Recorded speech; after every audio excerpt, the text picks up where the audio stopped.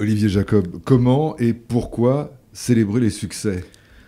Alors c'est une bonne question, hein. On fait un projet, on s'arrache, on travaille beaucoup, et puis après, on passe à un autre projet. Hmm. Et puis après, on passe à un autre projet. Et puis après, bizarrement, ce sont les mêmes, hein, qui font ça. Alors on les qualifie, on a une méthode comme ça de gestion du temps et du stress, c'est les ne t'arrête pas. Donc ils s'arrêtent jamais, et du coup à 40-45 ans, pour le coup, ils peuvent s'arrêter. Et malheureusement, pour certains, définitivement. Donc il faut être capable de prendre une pause, de reprendre son souffle et de célébrer ses succès. Pourquoi? Parce que ça redonne de l'énergie.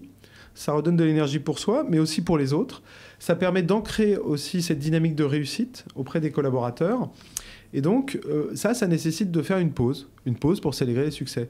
Et donc, pour faire une pause dans un univers où on n'a jamais le temps de rien, bah, il faut l'organiser. Voilà.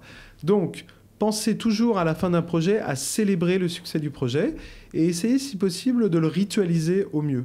Donc, dans les séminaires, hein, qu'on organise, alors souvent, ça, ce genre de points, on l'organise notamment dans des team building. On va célébrer le succès du séminaire à la fin.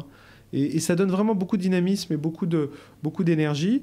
Donc pareil, dans une équipe, faisons en sorte d'être l'initiateur de la reconnaissance et de celui qui va célébrer les succès, mais pas seulement en faisant un petit mot par email en disant bravo, vraiment en le faisant par un événement spécifique là-dessus.